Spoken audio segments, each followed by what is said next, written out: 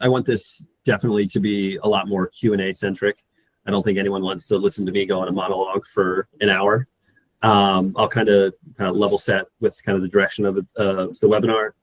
So we'll kind of start with just background just on myself, just to kind of, give a positioning of kind of some of the stuff that I've accomplished, some of the stuff that I've been involved with. I'll spend a bit of time talking about as a founder and kind of my experience in capital raising, having conversations with investors at every single scale. And then I'll pivot over into my time as a capital partner and investor across kind of all stages and all deals. And then we'll open up to you guys. Let's make this kind of personalized. Like, don't just come in and say like, hey, here's a generic question. Give me some content and feedback, or context and feedback around where you actually are, like what type of company and stuff it is, so that this can actually be like helpful. And again, if anyone else also wants to chime into the conversation, let's do that. Let's make this kind of free flowing. So with that, hello everybody, I'm Timothy. Quick story on myself. So I grew up in Maryland, was a professional footballer, soccer player for over half a decade. I spent time in Europe and South America. I found out that it's a business, retired a little bit younger than I would have liked, kind of pouted, traveled the world a little bit. I jumped into consulting in the global football space. I've worked with some of the biggest clubs in the world that have regularly won Champions Leagues, all the way down to kind of smaller countries like Andorra's lower divisions, everything on kind of scouting and database development. Did that for a little while. Also worked in M&A for MCO groups, where I was the football strategy advisor and also the financial strategy implementer, where I would go in and make sure investment groups and ownership groups were able to have both a footballing strategy to be successful, but also a commercial and financial strategy for the business to be sustainable. I've been a consultant for a number of years with deep tech, high-level software, supply chain logistics. I write analytical models for a living. I right now run a sports intelligence business where we serve the entire global football space. That's my primary job. I'm a consultant. I work with a select number of founders at everything from concept napkin stage all the way up to Series B. Everything that I kind of done in my career has been around data and development and strategy. That's really kind of where I found my niche. I'm a big networker, big proponent of putting the right people around you to be successful. So that's kind of been a bit on the work side. I also run a private equity company that's raising a $30+ million round for us to scale into a number of different businesses. So that's kind of my work side of life. On the investor side, I've invested everything from 5K to mid-high six figures in everything from software at literally just a concept idea, all the way through to real estate, kind of hotel properties and chains across the globe. Everything for me as an investor and as a founder, the biggest challenge is you're speaking two very separate languages. What a founder wants and what a founder is going to experience is very different than what an investor wants and what an investor wants to experience.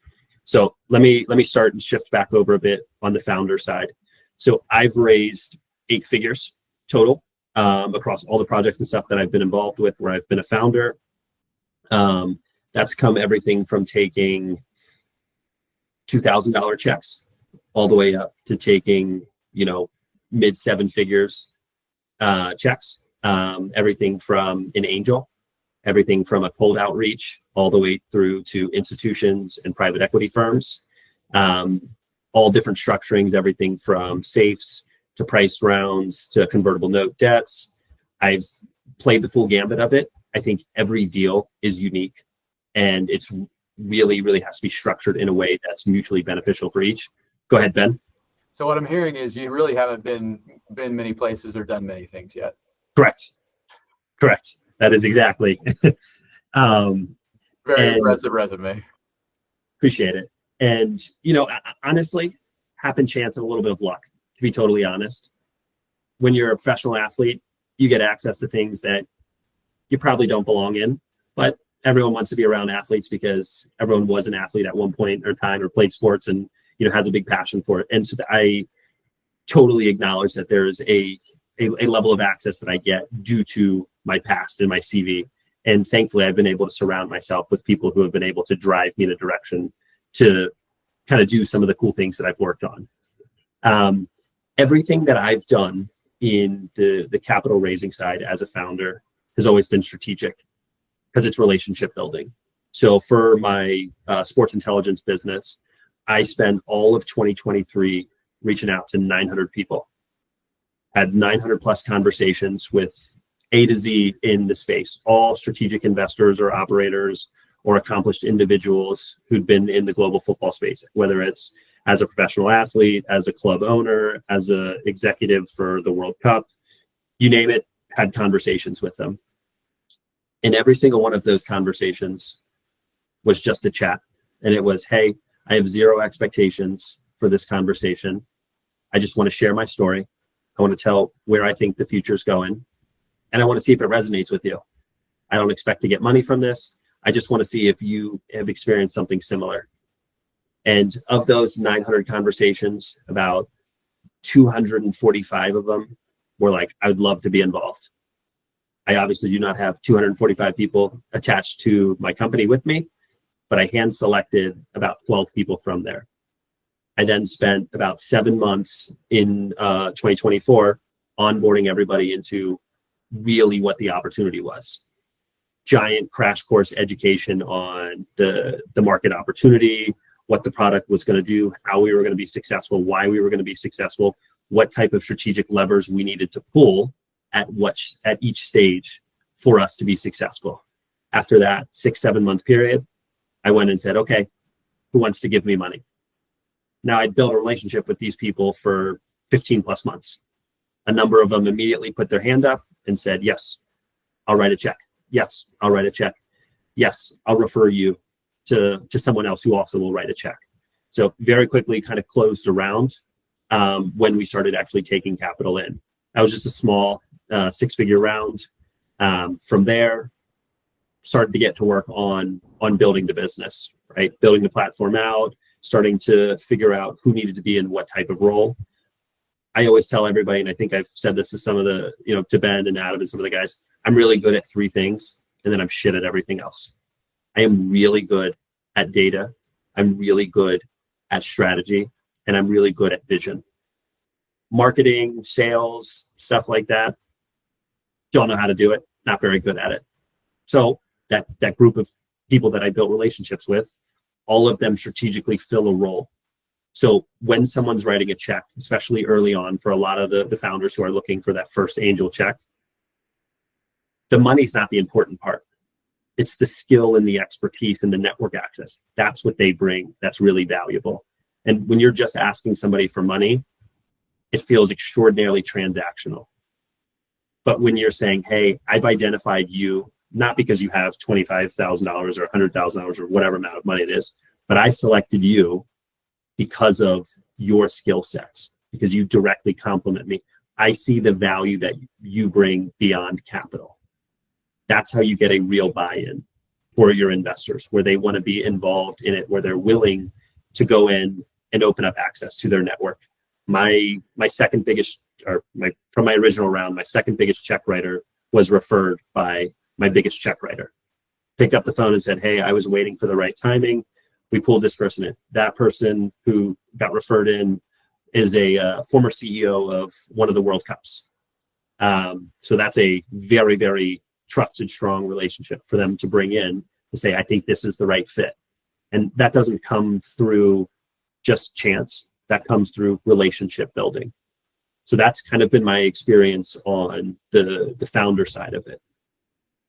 Switching over just for a second before we open it to kind of Q&A, as an investor, I'm very particular.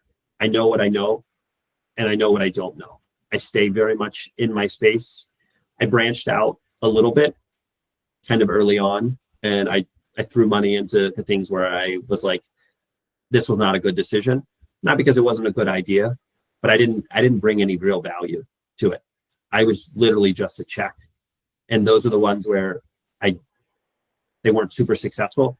Not because I think that I'm a success magnet, or I actually think I'm the opposite, but really I couldn't help do anything beyond just say, here's some money. And so I like to approach anytime I'm deploying capital, I like to understand what the founder's not good at.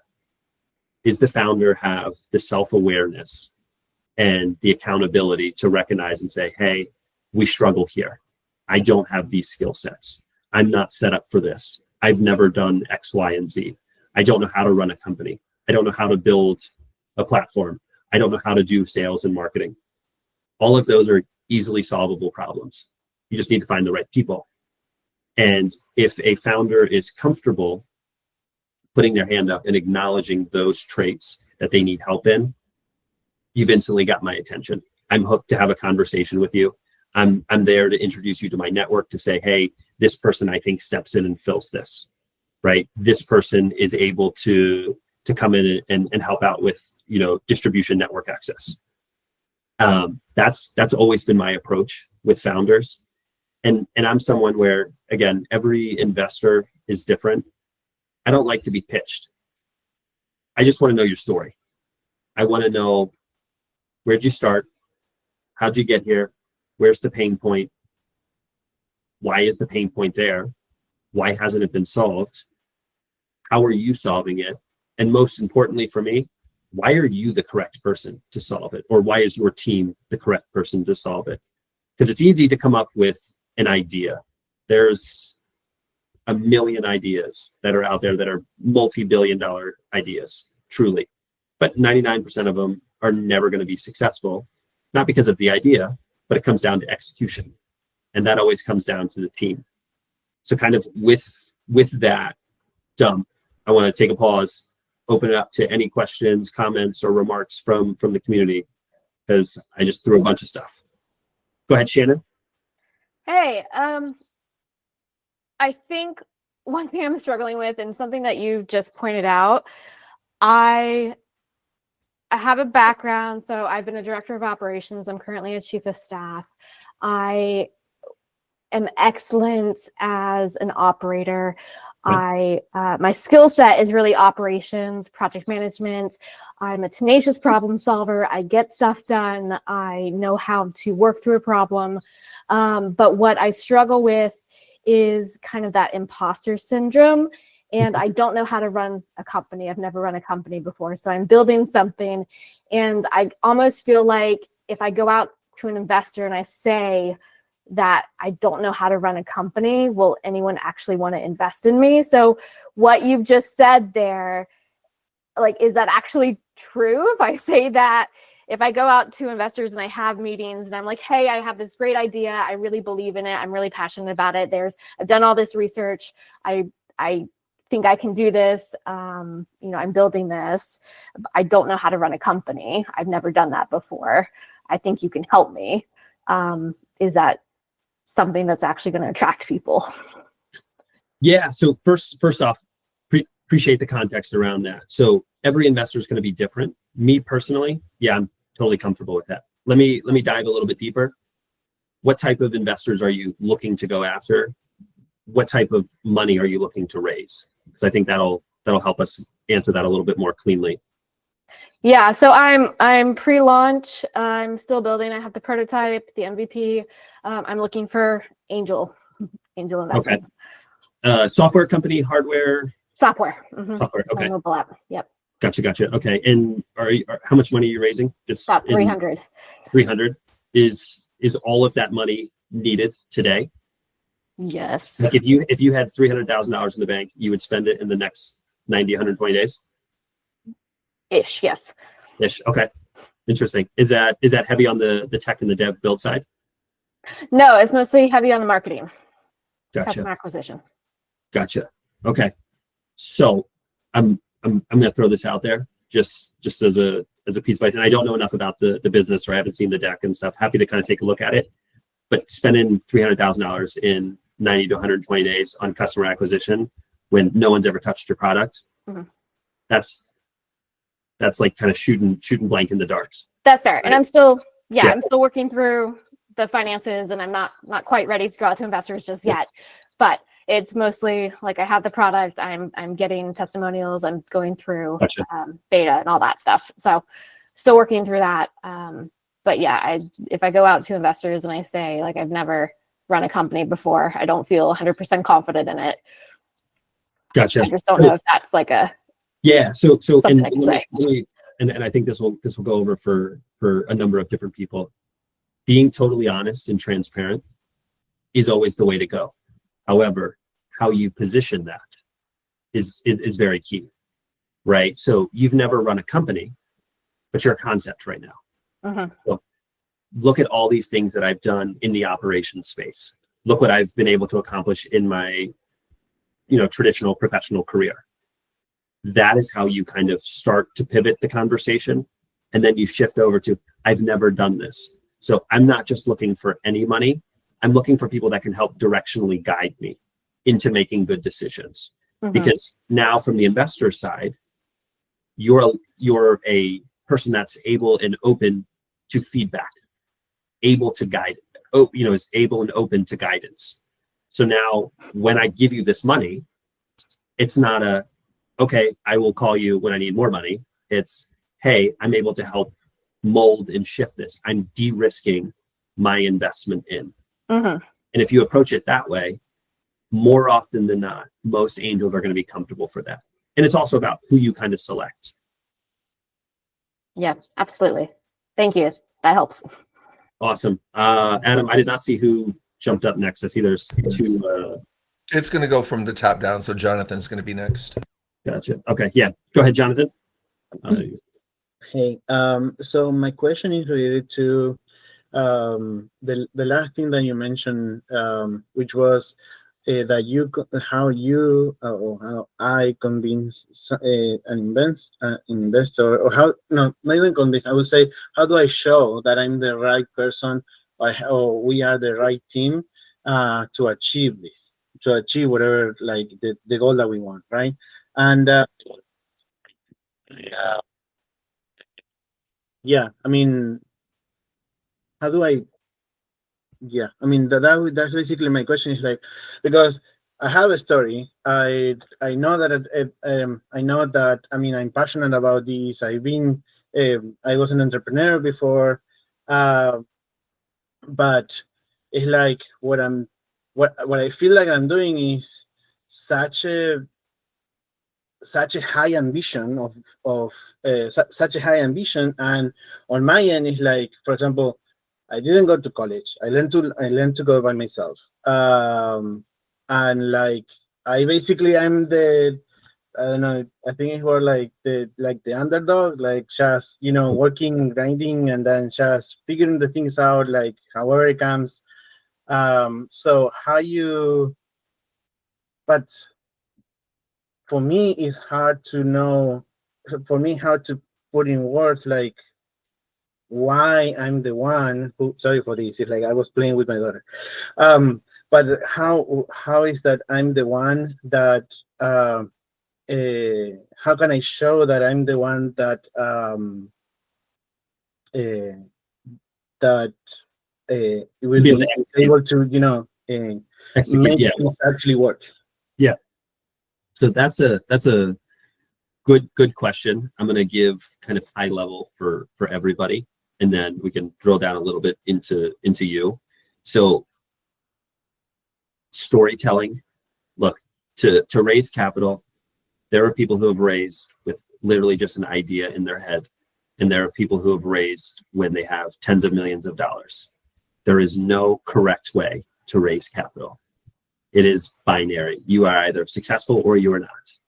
How you go about it and how you approach it is different for every business, every situation, every person, every team, every product, every idea, right? So when you go in and you see stuff online, take it with a grain of salt, because everybody's a little bit different. Going in and trying to convince people that you are the correct fit needs to be natural. If someone comes up to your house and just knocks on your door and says, hey, I'm the right person to fix whatever's wrong with your house, the other person's not even aware that there's something wrong with their house. right? So most people struggle in the initial outreach to investors, right? Everything is always a give me money, I want money, here's my pitch deck, here is why I'm the right fit. This person has not requested that. It is totally unsolicited 99% of the time. There's no relationship building. I don't know who you are. All I get is a 10-minute conversation at most, or I get your deck. That doesn't tell your story. That tells me nothing about you. Doesn't matter how great your deck is. It does not create an organic excitement around it. That comes from having a conversation, right? And so it's shifting the framework from trying to get money to trying to build a relationship, right? And so when you start to try and build a relationship, now you're having an authentic back and forth conversation, and you can start to lead people down a path about what you've accomplished, right? So, hey, you didn't go to college. Okay. You taught yourself to code. That's interesting. Let's figure out some things about yourself that are unique and that really lead to a powerful, strong belief in your capabilities. And let's find a way to drive the conversation that way. So it again positions you as a leader, as an expert, as somebody who's able to confidently execute on what you're trying to accomplish. Every angel investor, whether they're here or they're anywhere else in the ether in the world, anytime a founder reaches out to them, we know you're asking for money. We are well aware that conversation is eventually going to shift there. But if you don't lead with that and you're able to personalize and individualize that touch point, it shows us that you know how to build relationships. That's really important to us.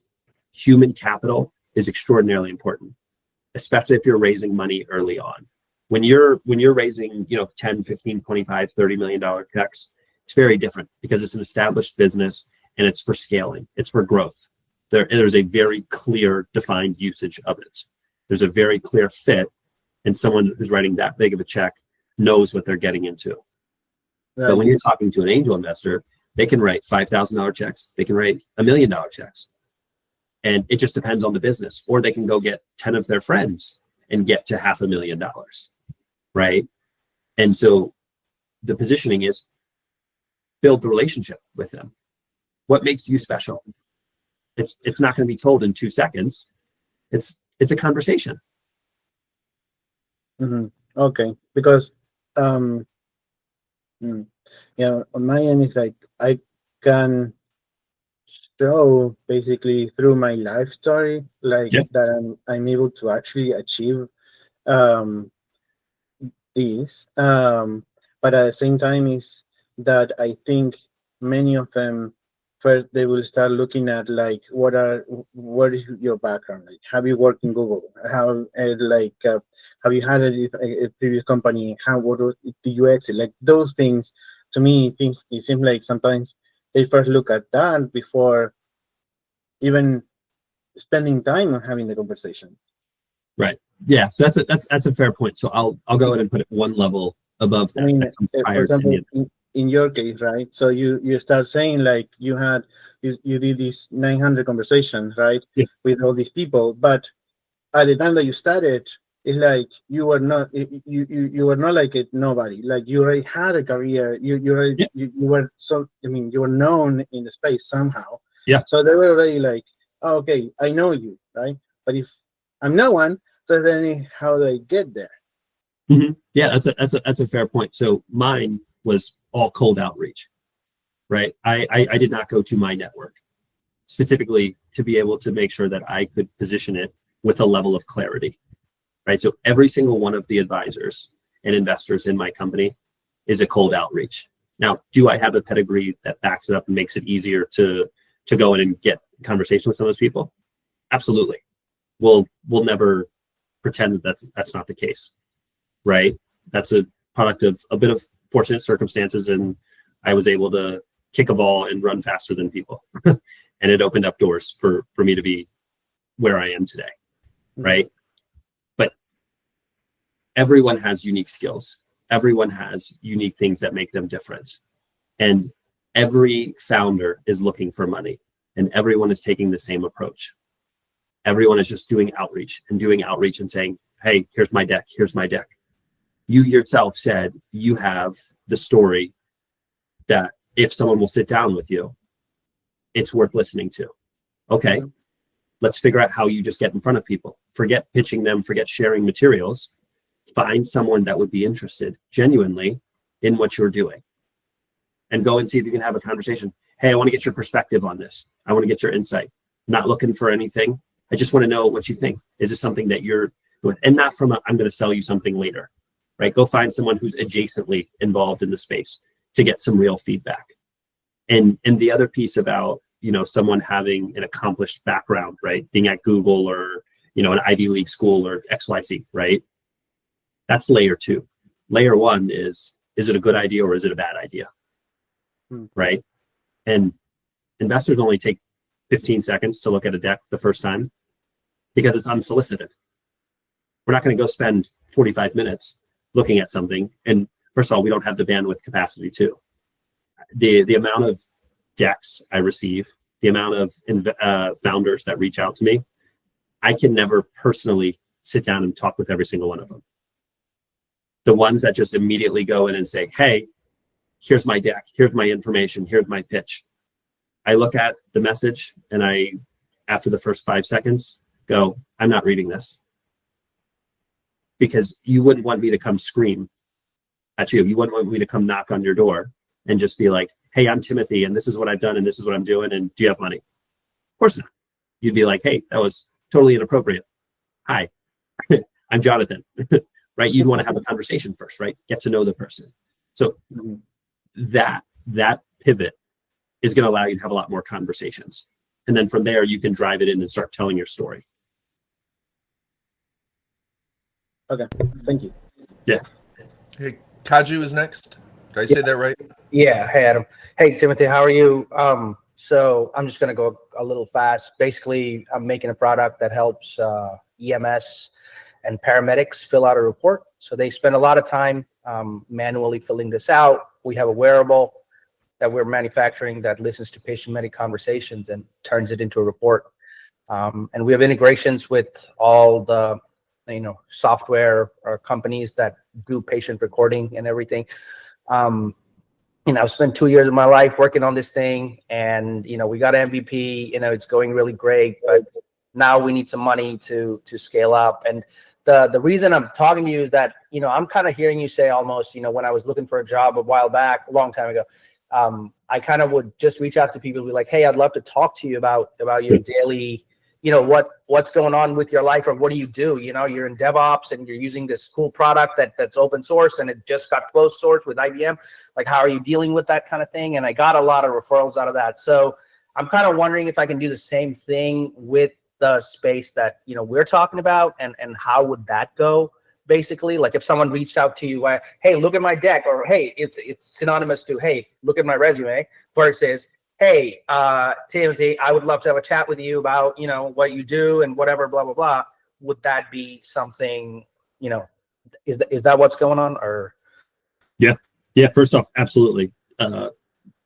Also kind of part of that, if you want to shoot your deck and materials over to Adam, I have a number of friends that are in the medical field, both from the med tech side, also from the physician side, also from operators of hospitals. I'm happy to have a look at it and get their feedback. I know very little about it. This is not something that I personally dive into, but I have a network that touches this. Yeah, sorry to cut you off real quick. That's also part of my question, is that this kind of thing, it requires somebody who understands the space. Yeah. And I don't want to reach out to 50 people who, like, I'm totally cool with that, reaching out to say 900 people or whoever and just talking to them about it. But this kind of space requires a nuanced understanding of what's going on. Like, nobody even knows how many physician transcription note takers are there, and why there's so much competition, and why some of them's going to die off. You know what I mean? So I'm like, how do I navigate that? How do I get the people that going to really help me get my product to the next level, rather than just like, hey, here's a check, cool, okay, see ya, bye. Yeah. So let me ask this question, and I'll put it to you. Remove the capital for a second. What's the biggest what's the biggest barrier to success for your company right now? Somebody who knows a lot of EMS directors and can basically get our product out to the middle America bread and butter EMS agencies that are employing, I don't know, 50 paramedics. Drill one step further. Okay. Who fills that role? What does that profile look like? What does that co-founder look like? Or what does that profile look like? Like, what person is that? It'll be someone who is who can do outreach and in the like probably an ex-paramedic who has moved on to something like technology or something like that and still has those relationships and still maintains them, I would say. Okay, so that's your target. Those are the only people that you reach out to. If that's the biggest barrier to success, right? That's who you reach out to. Go find 10 of them. Go find 20 of them. There's probably hundreds and hundreds, probably thousands, right? Go find a paramedic who's transitioned into being a founder or an investor or an operator. There's a bunch of them. Go look at somebody who's an investor and an operator who's married to somebody who's in the medical field. Like it's you know, you're touching a very broad space and there's a lot of people that are involved in it. Right. This is where that piece comes in. Like it is possible to get to 900 people, right? Because not everybody's going to answer and say, yes, I'll have a conversation with you. Right. It is also a numbers game, but this is where the thing comes down to it, right? Everyone on this call is this close to their startup. They can't see the entire picture. You guys have all the answers, right? This is where advisors come in. This is where strategic capital really comes in and provides value. Is you have someone from a different vantage point, a different perspective, just to say, hey, have you considered this? Right? Now you have a target list to go after, right? And you've already done this and accomplished this in your previous work to be able to get jobs. So you know how to approach it. You just needed to figure out who the ideal client profile that you were targeting is. Now that you've somewhat identified them, drill down one step further and figure out what's my outreach to them? And then just litmus test, right? Litmus test the product itself or litmus? No, the outreach. No, the outreach. Okay. Yeah. Definitely don't litmus test the product. Okay. Outreach, right? Go try a couple different approaches because you should very easily be able to find 100 people that fit that profile of what you're looking for. Yeah. Conversely, if I can jump in, use LinkedIn Sales Navigator and find somebody in that space already that is in the IT sector and reach out to them because they're going to be another door that you can open directly rather than just someone who was in the space and currently is not, because those relationships might have atrophied in some way, shape, or form. Okay, cool. Well, I will send that over to you, Timothy. Thank you. Yeah, absolutely. I put my email address in there. You're already in the server, correct? Yeah. I have your email. I'm pretty sure, Adam. Thank you. Okay, cool. Yeah, or just send it directly to me in the server. That way, it's not going to get lost. So we're good. Cool. All right. Cool. Great question. Right. Chase, you're next. Hey guys. My name is Chase, and I'm a co-founder of a hardware, software, firearm safety technology. So the issue that we identified exists like in the consumer market and in like law enforcement, private security, is just that there's not proper tracking of firearms. So this could be like an individual goes to a restaurant, they leave their gun in a bathroom, that then falls into the hands of someone who you would hope it doesn't. The other side is law enforcement, private security. They carry their firearms. The same exact thing can happen, but there's a lot more risk associated to it. So a little background is we've raised money already. We've invested in product development. We have an MVP live. We are currently talking to law enforcement chiefs who are like running beta tests and pilots of the product. We're getting pretty good feedback on like the need that it would solve for them. But I'm struggling with a couple areas. So I am not our strategy right now is going to chiefs and talking to them and kind of going like hand-to-hand combat, one by one, chief by chief, working through this. I know there's also an angle that's going to be more partnerships, and I just don't know, how do you identify a proper strategy for breaking into a new market? Like, how do you identify all the channels you should be reaching out to, and how do you organize that, break it down, and turn it into like the action you can take on a weekly basis? It's a good question. Let me take a couple steps back first and go to the capital raise. How much money did you raise, and who'd you raise it from? Yeah, we raised 740,000. It was all via like individual investors from primarily safes. Gotcha. Yeah. Okay. What are those people that you raised from? Like, what's their profile makers? Friends and family. There are people within. So one person would raise, they would tell their network about it. They'd bring people to a dinner. We would talk to them. So it was all small network of either one person who raised and brought friends, or like anybody who's like military or police or anything like that. We have retired master chiefs from the Marines that have invested. We do have people invested that are in the space. Strategic investors. Okay. Yeah. Are you envisioning, and I don't know enough about the business, but are you envisioning a like department-wide adoption? Is this B2B? Okay. This is B2B. So right now the product we have ready, we built for the B2C product first because it was easiest to design and it was like the underlying technology. The second step is we develop more of like a multi-tenant enterprise software that has a hierarchy of access roles. You have your agents in the field and their guns, their activity rolls up to one person, multiple lieutenants activity rolls up to a chief, and that's where we're developing next. We can start charging like a recurring subscription model. We also are trying to figure out pricing, like how do we understand pricing for this type of product in a way where people can easily say yes to it and we're not burning these initial conversations.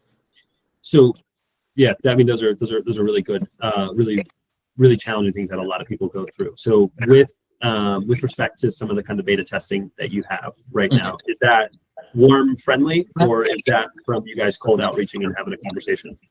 Well, it's cold outreach. So we had reached out to police chiefs. So I'm from Kentucky initially. So we reached out to some local police departments. They were interested. We got some units over. We reached out to the Kentucky League of Cities, who's responsible for ensuring a lot of the PDs in Kentucky. They were very excited. They asked us for test units. We're presenting to them in about a month. And in their initial email, they let everyone know, and we got multiple chiefs reaching out to us saying, hey, we're very curious about the technology. So it's been cold, but the responses have been positive.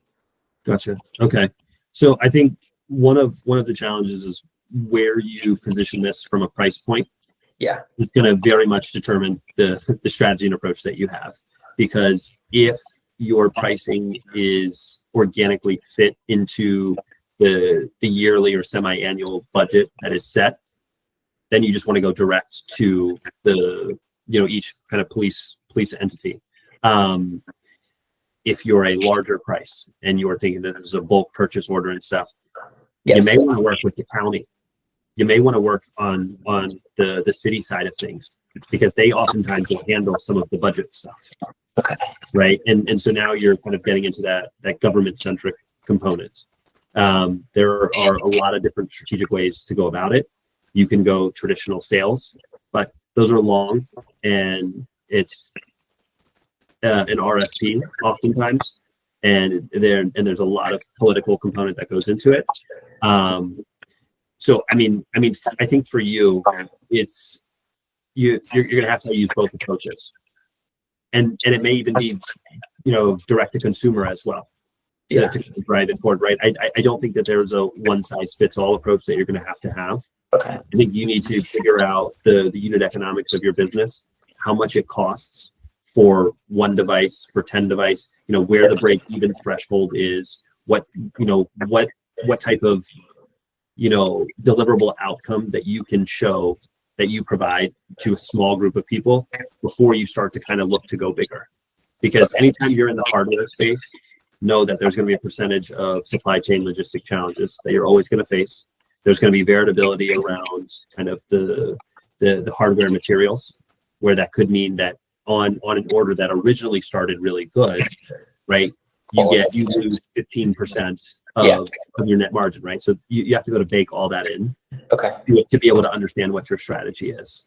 Do you have someone that does like financial modeling and stuff like that?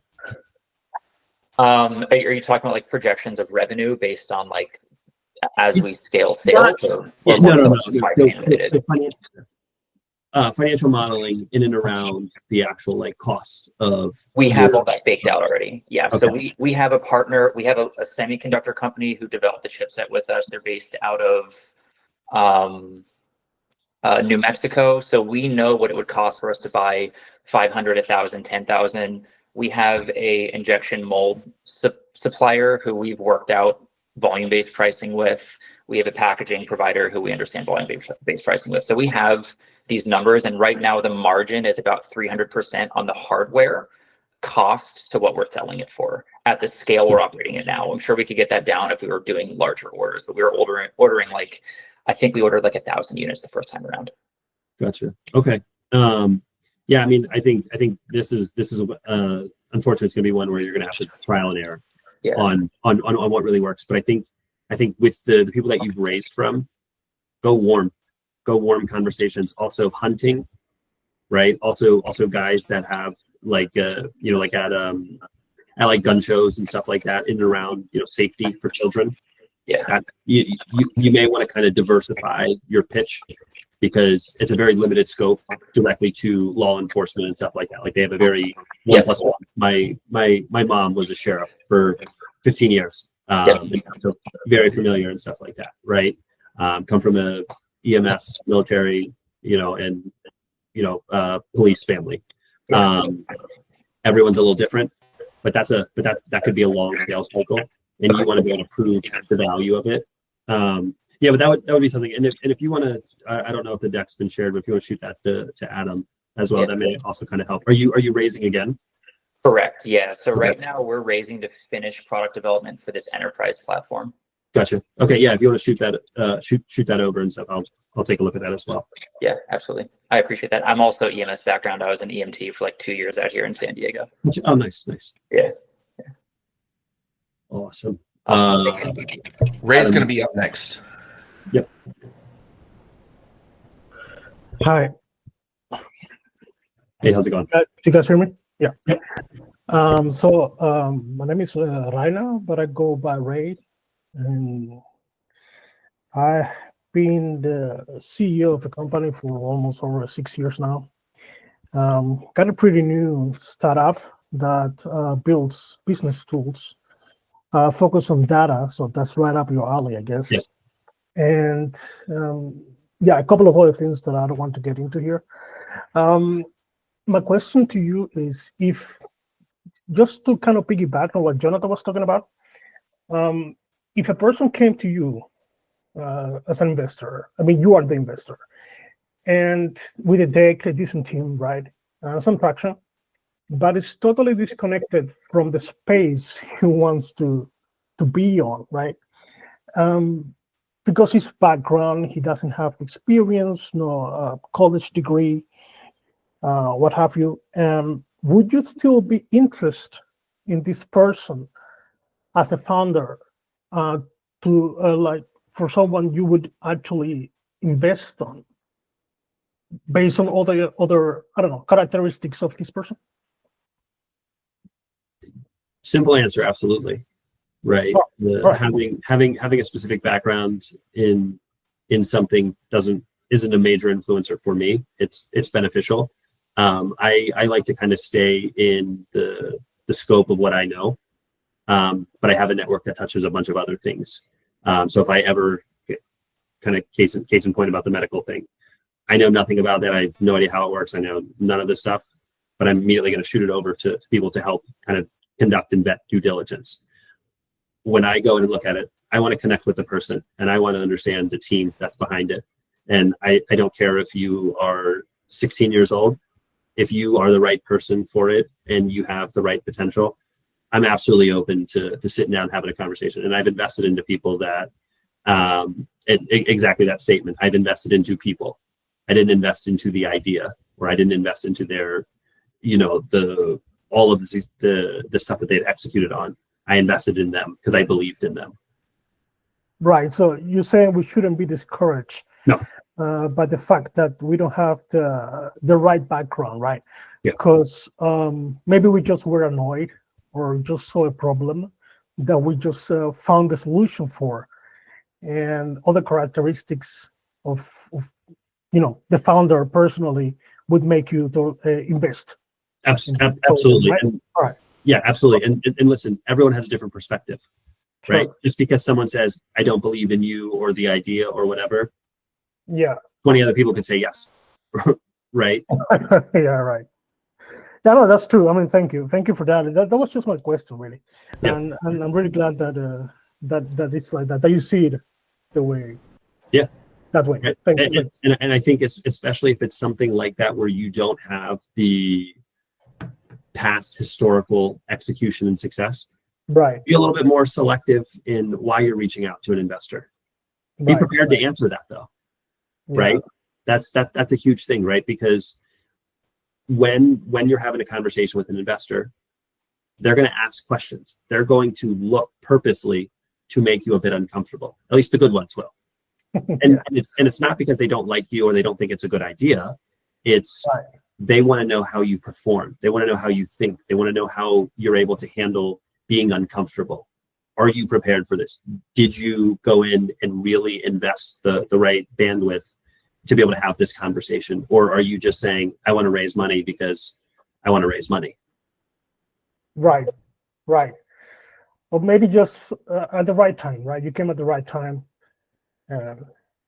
With a solution for a problem that was already a ticking bomb about to explode, and they saw it and just said, okay, right.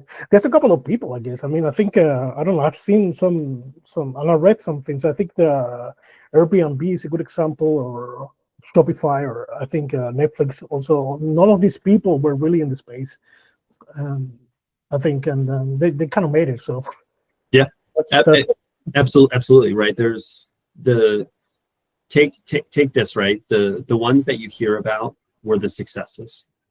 But there's a bunch of other companies that have raised money and they have been unsuccessful. And those are all walks of life, guys that are 20 plus years experience in the space, 0 years in the space. Yeah. And investing is not a perfect science.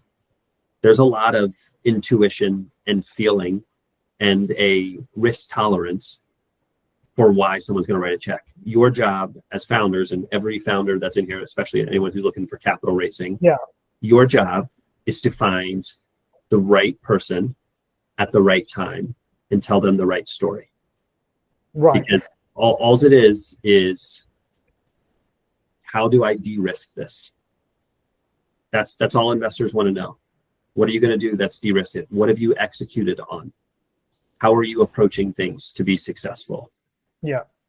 That's one of the things that really attracted me to this community. Let me tell you this, because I think Ben mentioned once that it didn't really matter, right? He wanted to give the opportunity to these people that didn't really, because if you start putting weight on universities and degrees and experience, then, you just become another YC, and that's not what we wanted here.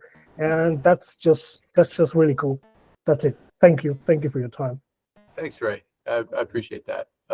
That's really important here. Everybody says, well, not everybody, many people say, hey, we're going to democratize this process. And then first chance they get, they take the money instead.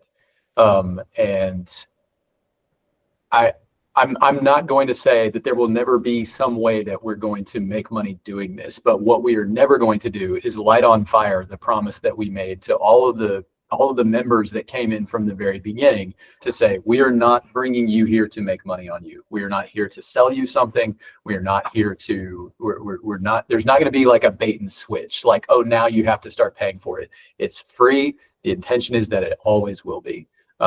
And, because like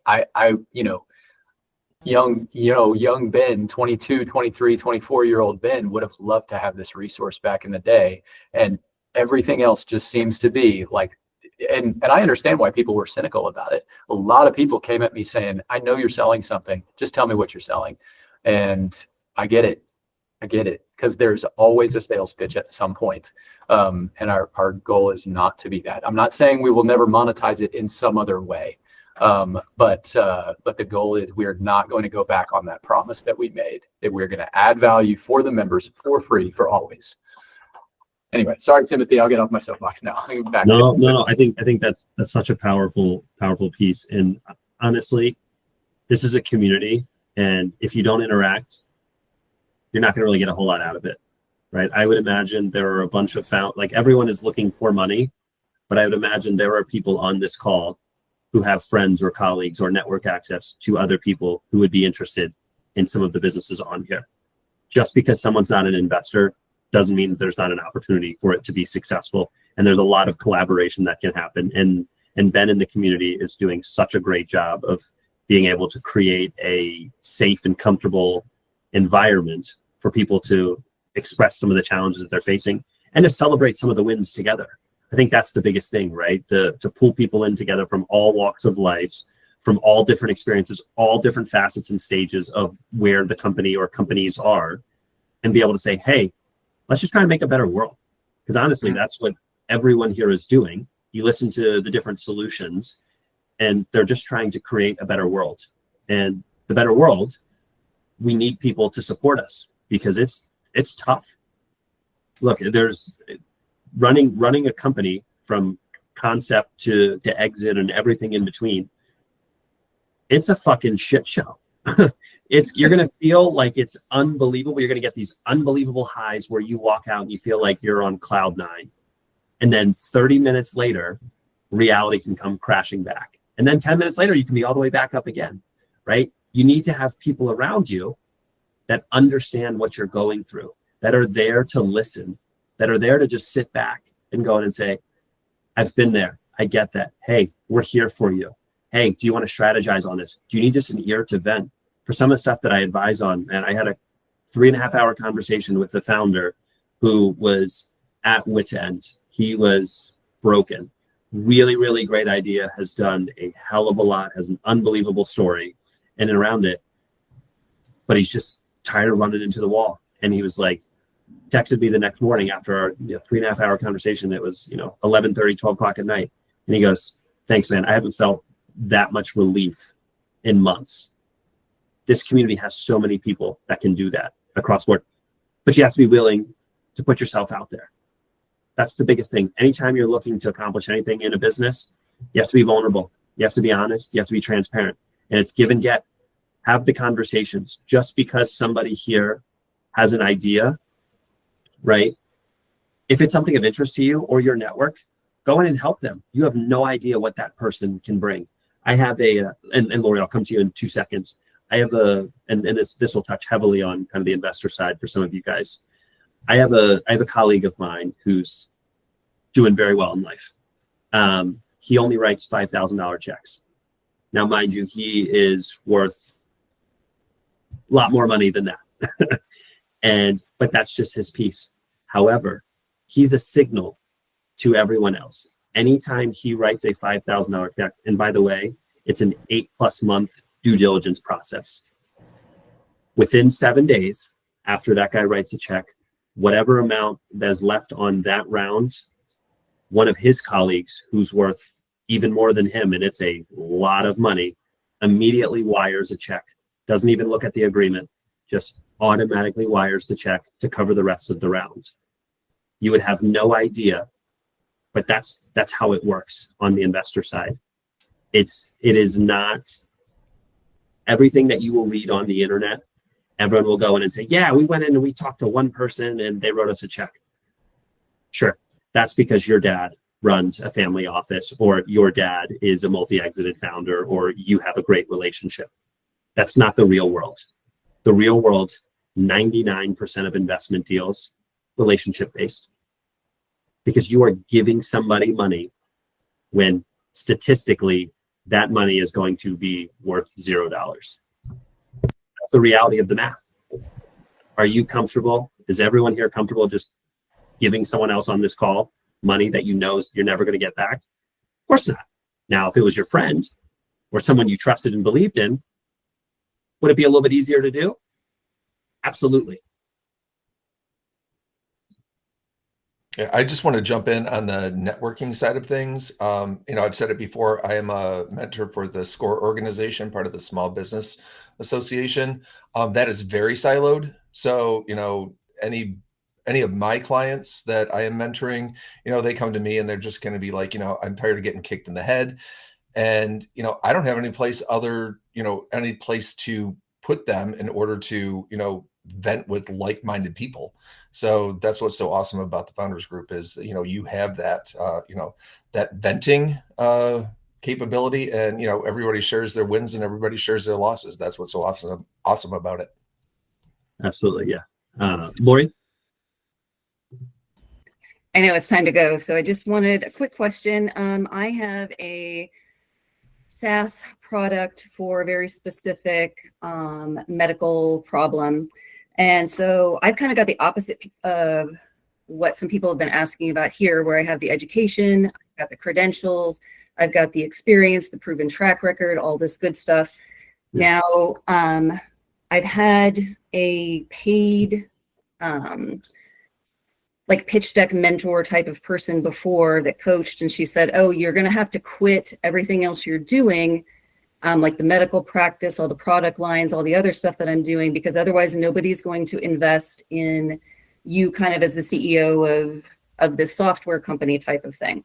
Someone else has said, oh, well, maybe it would be possible that you could have other people kind of run it day to day and you're the founder and medical director type of thing.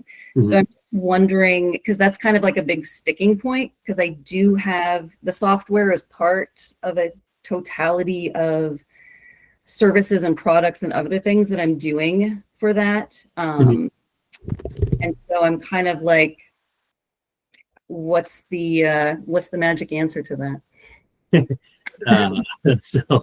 So unfortunately, I don't have the catch-all magic answer, because it's going to go down to each individual person. What I will say I'll jump into that piece in a second, is what you're doing right now in the medical space, independent of your company, is it directly beneficial? Does it open up access to prospective customers, give you kind of insights into the market? Yeah, because it's for the exact people that I treat. So I get to use the software every day with people that are actually at my facility. And so, yeah. My personal opinion on that's far more valuable than you stepping away from that. My personal opinion. Investor hat on, I agree. Yeah. For what it's worth, I agree. Yeah. So one of the companies that I advise for is in the sports/med tech space, and one of the founders is, I don't know if she's figured out a way to make more hours in the day, and she's the only person that has it, but she is involved in a lot of things. She's a emergency physician. She chairs a bunch of different things in the medical space and stuff, and it's a lot, right? She's just carrying a huge plate. However, it is directly beneficial to what she's doing, and it has allowed her to execute and scale. Now, to follow up that though, that second person, what they said, you need a team around you. Mm-hmm.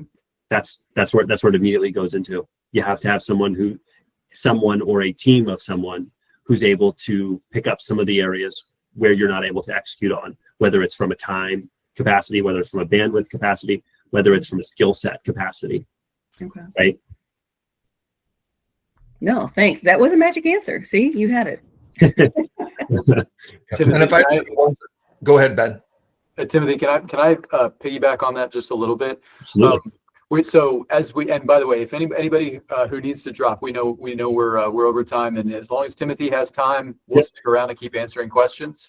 But not going to offend us. We know we're a little over, and thanks, Timothy, for sticking with us as well. But Lori, the other thing I was going to say is, as you think about team building, we're going to do a webinar specifically on team building soon. I think it's going to, Adam, I think that's the one that happens on the other platform. Am I right? We're on our partner platform. We're aiming toward that. I believe so. Yes. Okay. Anyway, when you're thinking about team building, just very briefly, everybody starts with, here's what I need. and that's not wrong, but also always think when you make your your post, whether it's something on on our Discord server or something on Reddit or something on LinkedIn, also think about who is the person that I'm trying to get and what do they want and what are they going to be looking for in a post. Like, what do they want to see? And that plays to expectancy theory. It plays to a lot of other things that will shape how likely you are to get responses from the people that you're actually looking for. And if all of the focus is on yourself, I need this, I need that, I need the other, here's what I need you to do for me. It's feature versus benefit. We talk about this in sales. And so the same thing applies in team building. So really try to get inside the head of the person or people that you need to onboard in order to have that scalable, to have that the thing that scales standing next to you. And we'll talk about that in much more detail. But Lori, as you think about, all right, how am I going to get these people to opt in on what I'm doing? How am I going to get them to buy in? It's you want to frame it from their perspective, spend a lot of time thinking about their perspective on it as well. So I'll stop co-opting. Yeah, and I just wanted to piggyback on that too. I'm sure both Ben and Timothy will back me on this because I've said it before and I'll say it again. Any investor is going to bet the jockey. They're not going to bet the horse. And Lori, when you step away as CEO, they're now betting on the horse, not the jockey. That's all I got. People, Lori, the people through and through. That's exactly what it is, right? Doesn't right when you get to Series C and above, you get replaced as a CEO. Oftentimes, Series B. Right, it's a pivot shift, and doesn't mean necessarily in your particular case, right? But oftentimes that's part of what comes when you write a $10 to $25 million check. You go in and say, "Here's a professional CEO to really professionalize this." I have a number of buddies who are that's their actual career. They are professional executives. So a private equity firm or venture capital firm that's kind of Series B and beyond will go in and say, "Hey, we're writing this into it. We think you're a 90% fit. Here you come directly into it," right? In the beginning stages, you got to build the right team to get there. And that's kind of what I said about myself. I'm really good at three things. I suck at everything else. So guess who's around me? everybody else, right? And I think also the other thing that's really cool is especially if you're early on in raising money, this is a great way to get value impact investors, because again, most people don't, especially at the early stages, want to just write a check and then get an update every 12 months. People want to be involved. Hey, I'm really good at marketing. Let me help with this. Here's my 25K. Here's my 50K. Let me help with the marketing strategy. Let me help with the social media channels.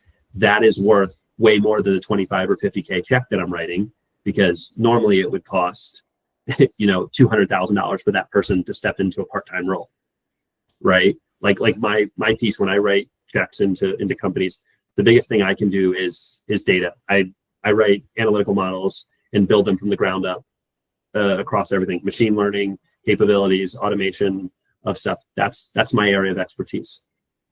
I'm not cheap. I'm very expensive when I come in and I talk to people and I say, "Hey, this will cost you. You will need a team.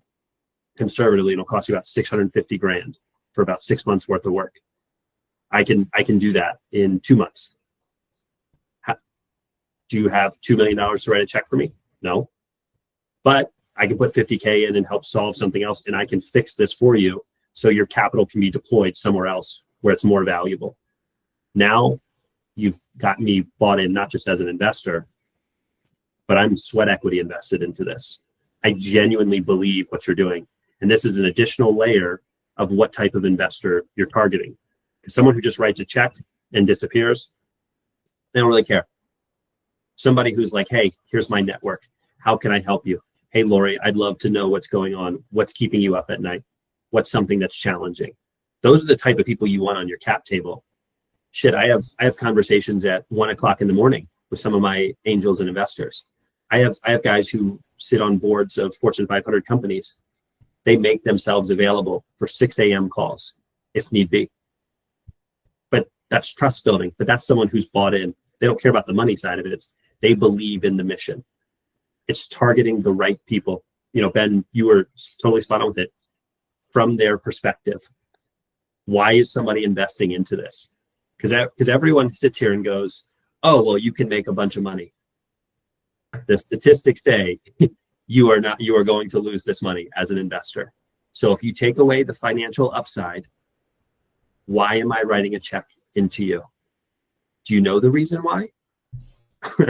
and if the answer is no, let's go try and figure it out, right? You know, some of the guys that have written checks into me, they have an emotional connection into the sport. That's what we bonded over. And they're like, I've experienced this. My solution directly solves it. Absolutely, I want to put money into that because I don't want to experience this hardship. I don't want others to experience this hardship. That person's bought in for life. The money's just a vehicle to allow them to be accessed into the project.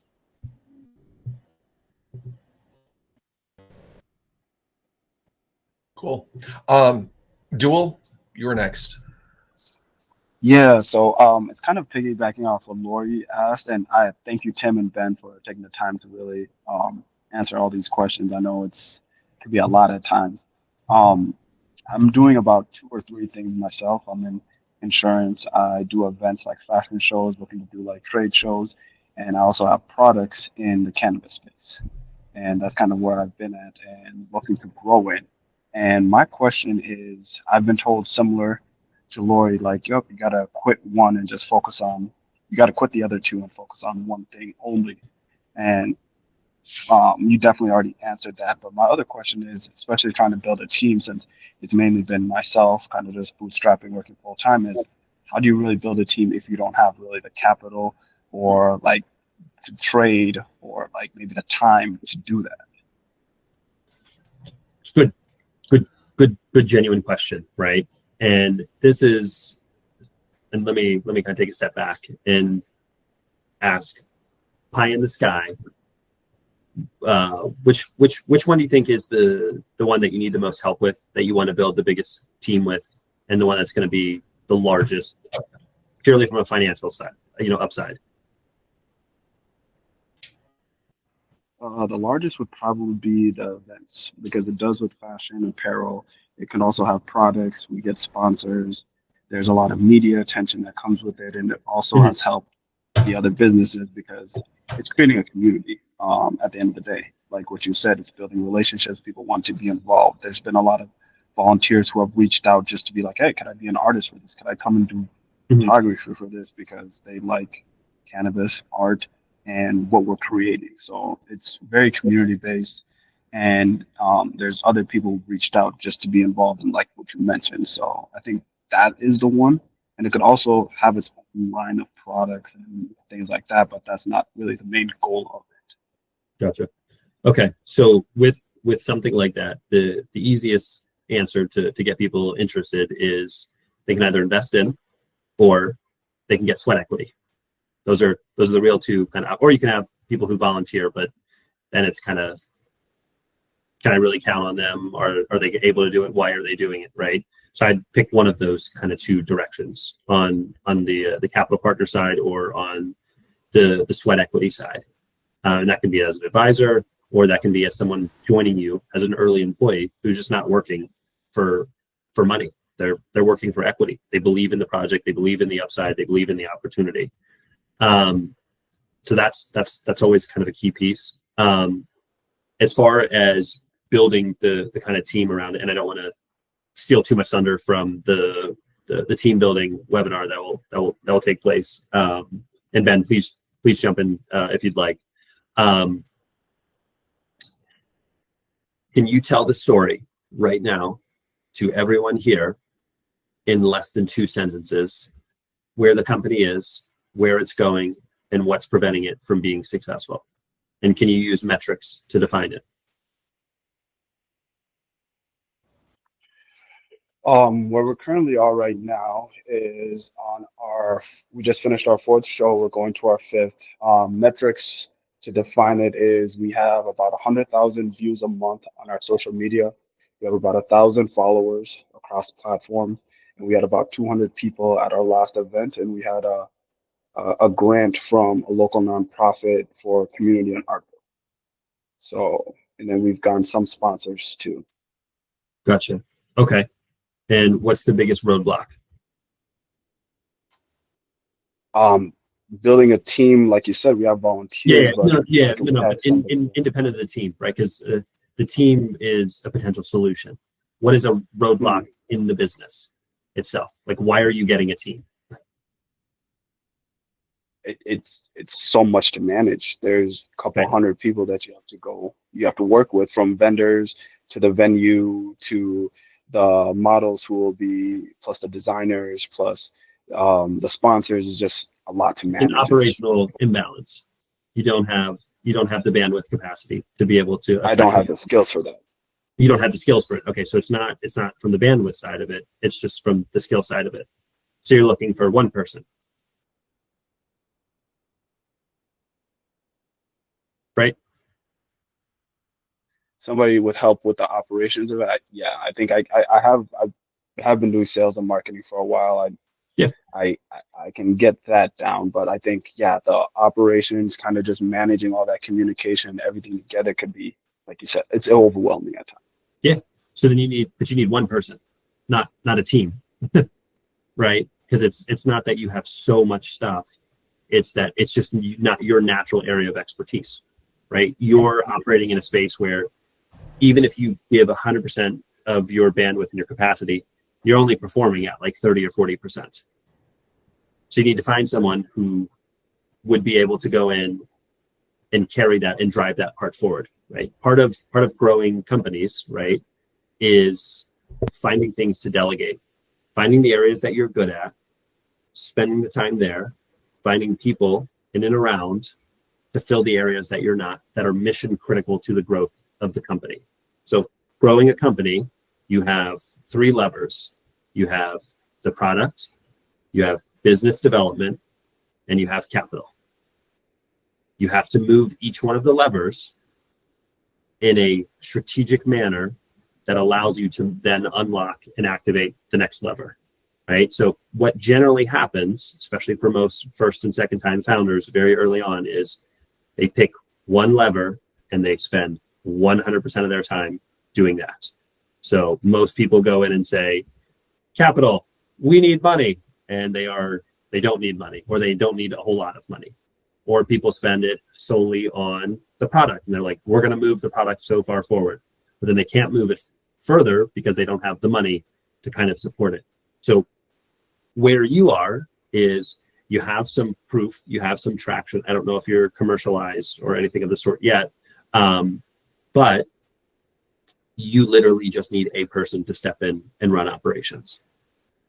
There are a lot of people that love operations. There are a lot of people in the venue space that would be happy to jump into something, especially that is beyond just a conceptual idea. You said you do sales and marketing. Go sell to people. Hey, you should be a part of this because XYZ, right? Go research, go find people that have the capacity to solve the challenges that you're experiencing. And it's just one person, right? And then it kind of grows from there, and you get a little bit better at it, a little bit easier. And then it's like, okay, now we need someone else to step into, if there's a technology component, we need a technology person. If there's someone in kind of the finance side of things, we need that. And you start slowly building a community around what you're trying to accomplish. But all of these things, and I'll take a step back for kind of everyone. Go just have conversations with people about your business, not about the business in and of itself from like we're going to be $1 billion company and we're going to revolutionize all this stuff. Go and have conversations with your colleagues, your friends, your network around the challenges that you're experiencing and facing. They may be interested in it. They may just have no idea. They may have skill sets that are beneficial to what you need. That is 90% of the thing. It just go put yourself out there. Because oftentimes you'll find someone who's like, I believe in this, or I'm willing to take a shot at it. Most people who jump into other startups, they don't want cash up front. They want to enjoy the build. Everyone here has the entrepreneurial itch where you enjoy the grind in some capacity. You do. There are a lot of other people that also enjoy that. And a lot of those people don't have the idea. 1 + 1 = 2. You have the idea, you have some traction, you have a good story around it, you need something, they fit. Ta-da! That's really all this is. I think one of the biggest challenges that everyone faces is they get overwhelmed because they know how big it can be and they have this pie in the sky vision. Slow down. Got to crawl before you walk, before you run, before you sprint. Make sure when you're assessing your business, you are being totally honest with what you actually need, right? All the time I see people are like, I'm raising $1 million, right? And, you know, it was why I threw in, if you had $300,000, would you spend it right away? Because most people don't need $300,000 or $1 million or whatever amount of money they need. They need 1/10 of that. And then that'll activate the next lever.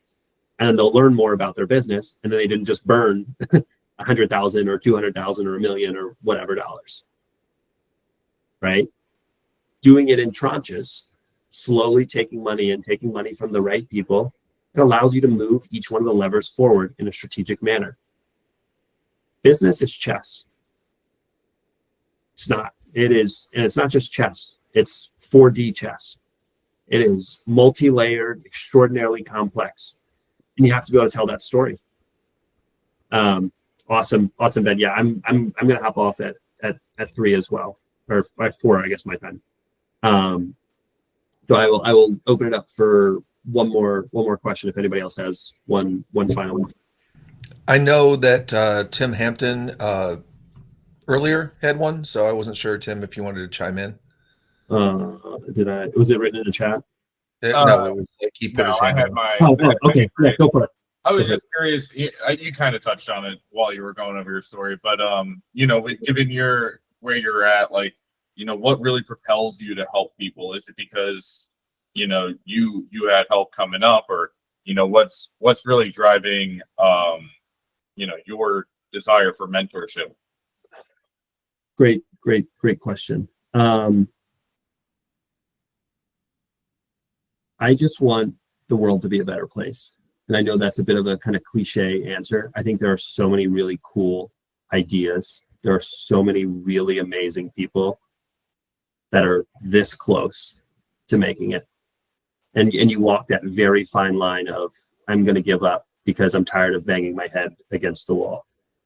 And a person can come in and fundamentally change the trajectory of somebody's life. You know, for me with my company and all the other kind of pieces that are attached to it, we're a community. We are. I believe in that through and through. Right? It's how I approach every single conversation. And if I see something that I think can be beneficial, I'm always willing to pass it forward. I never make promises, but I think that everyone should at least be given the opportunity to exceed on their own merits. And I've been fortunate enough to be in a position where I do have a good network. I do have access to certain things that allow me to be slightly more helpful than someone else. And I try and give back as much as possible. I'm a part of a number of different communities and stuff like that. And I get pitched all the time for investment, or I get pitched all the time to be an advisor and stuff like that. And I wish I had more time in the day to do more, but I can only juggle so much. I have a family as well, and I like to try and spend time with them.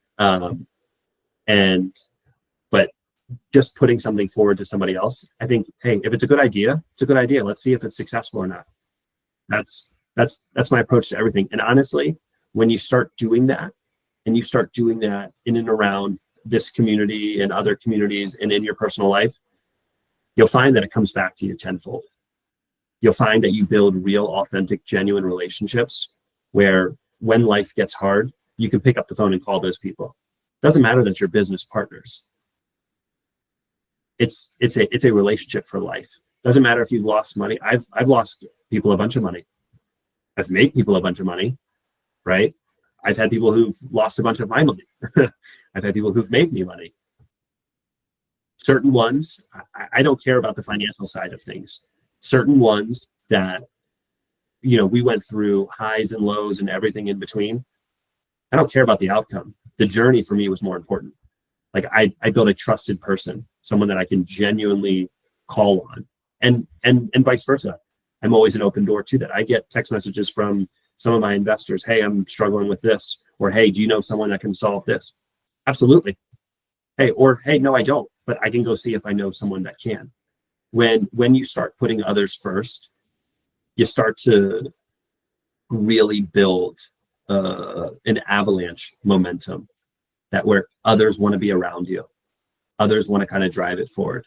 And I was not born that way. I was an extraordinarily selfish individual, very arrogant, very self-centered, and reality kind of set in for me. My career didn't pan out the way that it was supposed to, because whatever the fuck that means, right? Life's not fair. And I realized, hey, it takes a community to be successful. And I remember in certain positions in my life where I had wished someone would have done a little bit more, or communicated with me, or tried something, and I didn't receive that. And so now, anytime I'm in a position to go in and be helpful or impactful, I will do my best. I won't ever make a promise. I'll just say, hey, look, this is what I'm going to do. I don't know what's going to come from it. I don't know if it's going to be successful or not, but I'll at least give you a little bit of a springboard to try and reach your full potential, and then go chase it. Because ultimately, 99% of the success falls within each individual. What can you execute? Every investor loves hearing, I executed with nothing. Look how far I've come. Right? That's the story that you're telling to investors. Forget what your product does. Forget the impact that it has. Forget the upside in it, right? Don't get me wrong. That's a part of the conversation. But I really want to know, what have you executed on? Tell me that story. Because capital just allows you to accelerate growth. That's all it is. Just a vehicle that allows you to buy more resources, more technology, or anything of the sort. Yes, I'm aware you want money, and I'm aware you have a plan. I don't care how you plan on spending it. Tell me what you've executed to warrant getting money, and then just tell me what you're going to drive it for, right? What does this money activate? Is it more users? Is it, a differentiated moat, around the product to prevent someone else from coming in? Tell me that story. And most of the stuff that you guys are talking about, when I look at some of these decks, I am wholly unqualified to judge whether your solution is good or not, because I don't know the space. Just like if I pulled up, some of my materials and said, hey, which one of you knows what it's like to run a professional football club? I'm probably gonna be the only one whose hand goes up. But you may have certain aspects and experience of it, and you may be beneficial in other aspects of growing my business. So I'm focused more heavily on that when I'm raising capital from you. Absolutely. So hopefully that answered that. So moving backward from what you were saying, definitely the, when you're talking about storytelling, that's branding, that's marketing. So, create a good story of where you were and where you're at now. And right along with that is success. Success is not a destination, it is a journey. So even when you fail, it doesn't mean you have failed to succeed. You just took a pit stop and you got to figure out where to pivot. Yep. And then the third thing I wanted to say is one blade sharpens another. So, when you have people in your network, I mean, Tim, you were saying, you don't know everything, but, when you start working with people, your blade gets sharpened in that space and you have more knowledge to take forward on other things. So that's what networking is all about. 90+% of the stuff that comes my way immediately gets shut off to other people in my network. And then it comes back to me and I go, oh, that's interesting. I literally just did that for a company that I'm potentially looking at for down the road and involves in kind of a bigger play. And I was like, I'm wholly unqualified for this. So I called my buddy who is a wealth manager for a number of professional athletes. And I was like, hey, walk me through what this looks like for you. Walk me through, how you guys use it. What's the benefits of it? And he was like, oh yeah, it does this and stuff. And then he closed out with, this probably is not something directly for me. I would get minimal value from it, but I could see, as a third or fourth layered user, this would be helpful. I think this is a better target for it. And it was around, like agents. I texted a buddy of mine who's an agent and we're going to talk in 5 minutes. And now I've saved myself 60 plus hours of due diligence because of the network and relationship that I have. So that's one of the things, right? It's a wonderful thing to get the benefit and seeing people be successful, but also it comes back to you tenfold and it makes life so much easier. Talking specifically about, having another person there, it multiplies your ability to accomplish things. It's no longer, I'm Tim and I have to do 25 different things. I have to do 2 and I've got 9 people that are going to each do 2. And now look, we've done more and we kind of keep growing and growing and growing. Yep. So Tim, I know you had a 4 o'clock. You probably have to hop. I just wanted to take care of a couple housekeeping things. In the chat, I put in a couple of links. We, as the Founders Group, are looking for testimonials. What if you have actually, put yourself on the schedule? I appreciate that. So follow those links. The questions are going to be there. Also, we're doing how to start up your startup. Even if you're 0. That is perfectly fine. It's the entire journey that we're actually trying to track. And then the third thing is definitely jump into the Discord channel. Read some of the posts. I've read some of them. I've reached out to some people and said, hey, what? I have a really great idea for you. And they're like, why didn't I think of that? I'm like, well, because, you didn't put it in front of me before. So, or somebody else. It doesn't have to be me, but everybody has something to share with everybody in the server. So, be a community member, make those connections there in networking and, allow them to, bloom naturally.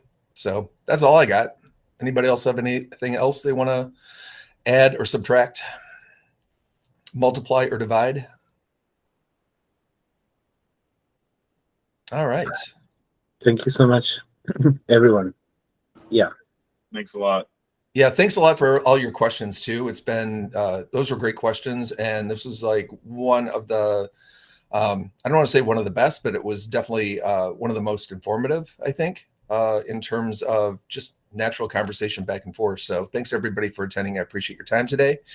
And we have one on Tuesday and next Friday as well. So I'll be sending out those invites on Sunday night.